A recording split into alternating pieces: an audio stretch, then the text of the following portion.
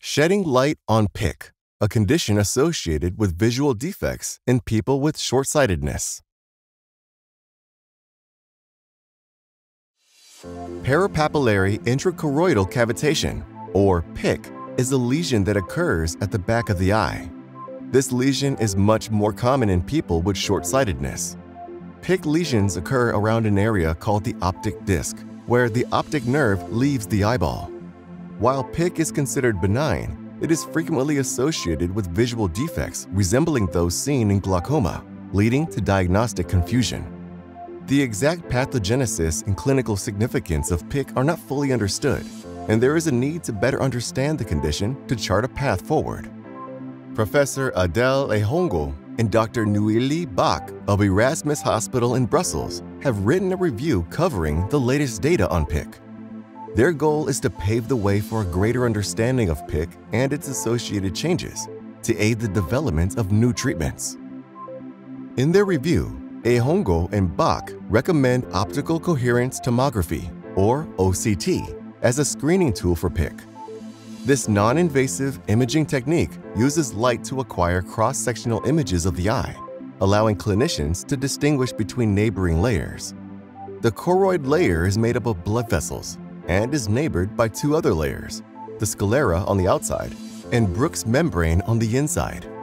In addition to visual field defects, the researchers cover other complications of short-sightedness that are associated with PICC, among them peripapillary staphyloma, which involves thinning and protrusion of the sclera. Studies show that peripapillary staphyloma occurs in 40 to 100% of eyes with PICC. To better define PICC, Ehongo and Bacq documented and established in a previous study that PICC is a cleavage between the choroid and sclera. The exact mechanisms that allow PICC to arise are not fully understood, but several hypotheses are discussed in detail in the team's review.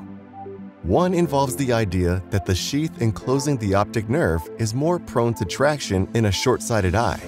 This traction applies to the entire thickness of the wall of the eye, including the sclera, choroid, and Bruch's membrane. It creates a protrusion of the sclera at the back of the eye. Bruch's membrane, thanks to its resistance, maintains its position. The choroid layer between the two then thickens and eventually retracts from the sclera, leading to PICC.